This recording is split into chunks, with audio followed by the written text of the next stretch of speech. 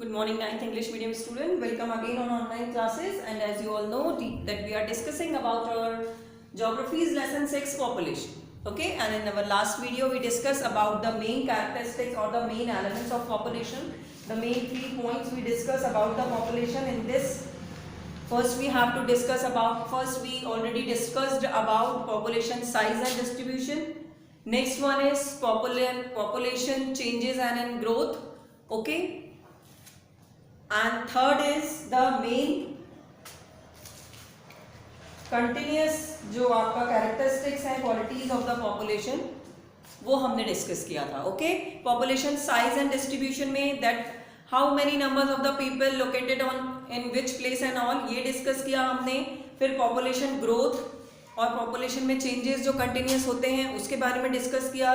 death rate, birth rate, growth rate ये सारे हमने ऑलरेडी डिस्कस कर चुके हैं. उसके अलावा जो characteristics of the quality of population था उसके अंतर्गत आज हमें पढ़ना है जो हमारा कैरेक्टरिस्टिक्स ऑफ द पॉपुलेशन में मेन जो हमारा है वो है age composition. Okay, so age composition that means different kind of ages persons और peoples are count in population. Okay, different kind of ages that means the अलग अलग उम्र के लोग जो हैं वो पॉपुलेशन में काउंट होते हैं, जनसंख्या में काउंट होते हैं. इसको 3 कैटेगरीज में डिवाइड किया गया है एज कंपोजिशन को. फर्स्ट है children, that means generally below 15 years. Children यानी बच्चे जो कि नॉर्मली 15 साल से कम उम्र के होते हैं लोग, वो पॉपुलेशन की किस कैटेगरी में आते हैं? चिल्ड्रन कैटेगरी में. Got it. नेक्स्ट है आपका वर्किंग एज. वर्किंग एज यानी काम करने की आयु. इसको नॉर्मली जो मेजर किया गया है वो 15 to 59 ईयर्स, मतलब 15 साल से 59 ईयर्स 59 साल तक के व्यक्ति जो हैं वो आते हैं वर्किंग एज में. And last but not the least aged persons, that means 15 years and above, यानी कि 59 साल और उससे ऊपर के जो एज के लोग हैं वो आते हैं एजेड पीपल्स में. ओके, सो एज कंपोजिशन जो पॉपुलेशन में की जाती है वो 3 टाइप में की जाती है: children, working people and aged people. Got it. ये हो गया आपका एज कंपोजिशन. अब ये कैरेक्टरिस्टिक है पॉपुलेशन की. क्यों है? क्योंकि नॉर्मली पॉपुलेशन को मेजर करने के लिए, पॉपुलेशन को काउंट करने के लिए, उसकी ग्रोथ को जज करने के लिए हमको ये बिल्कुल कंपलसरी है कि हमारी जो categories of the population age composition है उसके बारे में, that means how many childrens we have in our country, how many aged persons we have in our country and how many working peoples we have in our country, इसकी knowledge हमें हो. हमारी government जो है वो सारी जो आपने नॉर्मली जो ईयरली जो कैलकुलेशन ऑफ द पॉपुलेशन होता है, जनगणना जिसको हम कहते हैं, है ना, लोगों की काउंटिंग होती है कि कितने लोग किस घर में कितने सदस्य हैं, फैमिली मेंबर्स हैं ना, और वो क्यों होती है हर 5 साल में. उसका रीज़न ये है कि वो ये क्लियर किया जा सके कि हर 5 इयर्स में जो ग्रोथ ऑफ द पॉपुलेशन है वो किस रेट पर जा रही है, और एज वेल एज उसके साथ एज कंपोजिशन को ध्यान में रखा जाता है. दैट मीन्स कि कितने बच्चे हैं, कितने काम करने वाले व्यक्ति हैं जिनकी उम्र 15 से 59 साल है, और कितने 59 साल से अधिक उम्र के यानी एजेड पीपल्स हैं, जो बुजुर्ग हैं पर्सन्स वो हैं. ठीक है. सो ये हमारा जो मेन कैरेक्टरिस्टिक है एज कंपोजिशन. इसके अलावा नॉर्मली जो लिटरेसी रेट है वो भी पॉपुलेशन के अंतर्गत काउंट होता है. लिटरेसी रेट मतलब कि पढ़े लिखे लोगों की कितनी संख्या है ना.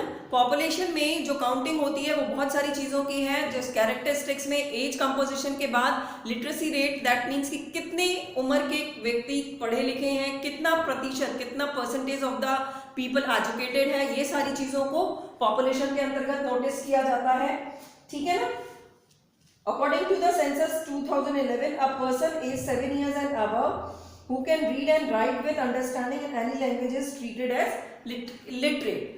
लिटरेट यानी पढ़ा लिखा. ओके, तो जो सेंसस है, जैसे मैंने कहा था कि पॉपुलेशन का जो मेजरमेंट है वो सेंसस के थ्रू ही होता है, तो जो 2011 का सेंसस है उसके अकॉर्डिंग कि 7 साल और उससे अधिक की आयु के वो बच्चे जो कि पढ़ने और लिखने की क्षमता है जिनमें, जो कि अपना नाम लिख सकते हैं, बोल सकते हैं, पढ़ सकते हैं, उनको पढ़ा लिखा व्यक्ति के ग्रुप में काउंट किया जाता है. ओके, नाउ उसके बाद आता है occupational structure. So the distribution of the population according to the distribution of different types of occupation. ठीक है, जो पॉपुलेशन का डिस्ट्रीब्यूशन है, जो पॉपुलेशन को जो बांटा गया है वो डिफरेंट काइंड्स ऑफ ऑक्यूपेशंस में, टाइप्स में, उसको हम ऑक्यूपेशनल स्ट्रक्चर के रूप में काउंट करते हैं पॉपुलेशन के अंतर्गत।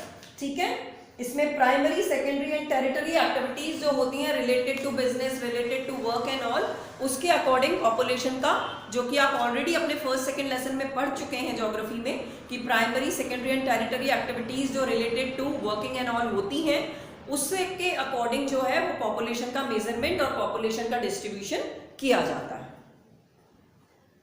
नेक्स्ट है health is an important component of population composition. Okay, health जो है वो एक और इंपॉर्टेंट पॉपुलेशन कंपोजिशन का मेन पॉइंट है, मेन एलिमेंट है।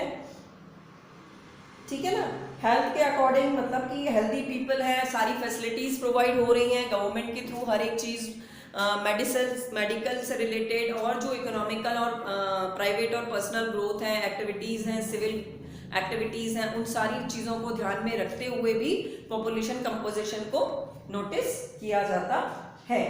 नाउ इसमें हमारा एक लास्ट है नेशनल पॉपुलेशन पॉलिसी, राष्ट्रीय जनसंख्या निधि जिसको हम कहते हैं, है ना। तो ये जो है राष्ट्रीय जनसंख्या निधि, ये recognising that the planning of families would improve individually health and welfare. ये प्लानिंग होती है फैमिलीज की इंडिविजुअली, अपने व्यक्तिगत रूप से अपने परिवार को हेल्दी मतलब कि स्वस्थ और उनकी समृद्धि के लिए जो निधि की जाती है या जो प्लानिंग की जाती है उसे कहा जाता है। The government of India initiated comprehensive family planning programme in 1952। 1952 में गवर्नमेंट ऑफ इंडिया ने क्या किया, planning programme, family planning programme को इनिशिएट किया लोगों के बीच में। The family welfare program has sought to promote responsible and planned parenthood on a voluntary basis।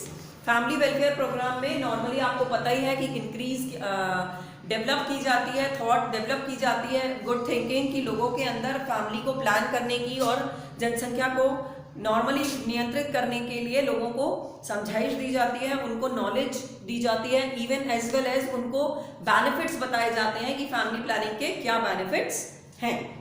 Okay, now the NPP 2000 provides, that means national population policy जो है वो अब policy framework है imparting free and compulsory school education up to 14 years of age. इस policy के अंतर्गत 14 वर्ष तक की आयु के बच्चे को एजुकेशन देना कंपलसरी है। ठीक है, इसके साथ ही साथ जो आपका universal immunisation of children against all vaccines and all, जो भी टीकाकरण और सभी चीज़ों का बेनिफिट है वो गवर्नमेंट के थ्रू नेशनल पॉपुलेशन पॉलिसी के अंतर्गत प्रोवाइड किया जाता है। ठीक है ना, और इस तरह से making family welfare a people centred programme, और इस तरह से फैमिली वेलफेयर के ध्यान में रखते हुए लोगों को केंद्रित करते हुए जो कार्यक्रम है वो चलाए जाते हैं। ठीक है, उसके बाद NPP 2000 एंड एडोलेसेंट्स, जो नेशनल पॉपुलेशन पॉलिसी है उसमें क्या होता है, as one of the major section of the population है एडोलेसेंट। एडोलेसेंट यानी बच्चों, वो उम्र जो कि बाल्य अवस्था से ज्यादा और जो आपका यंग एज है उसके बीच की होती है, that means 13 to 16 years old age जो है एडोलेसेंट एज होती है। इस एज को हम 13 से 16-17 साल तक की उम्र तक के बच्चों के लिए नापते हैं, क्योंकि 13 से 17 साल तक के बच्चे ना तो एकदम बच्चे होते हैं और ना ही एकदम बड़े होते हैं, वो मिड एज में होते हैं अपने, है ना, यंग एज के एक मिडिल पीरियड में होते हैं वो। तो वो जो है वो एक मेन सेक्शन है। ठीक है, और न्यूट्रिशन रिक्वायरमेंट्स एंड ऑल के लिए और जो भी चीज़ें इस एज के लोगों को बच्चों को ज़रूरी हैं वो नेशनल पॉपुलेशन पॉलिसी के अंतर्गत प्रोवाइड की जाती हैं। ठीक है ना, उसके अलावा इनको नॉर्मली जो है आपका programmes that aim towards encouraging delayed marriage and child bearing, इस एज के बच्चों को नॉर्मली जो NPP के अंतर्गत ये शिक्षा दी जाती है और लोगों को भी साथ में ये शिक्षा दी जाती है कि विवाह के लिए एक पर्टिकुलर एज जो है, शादी के लिए एक एज हो।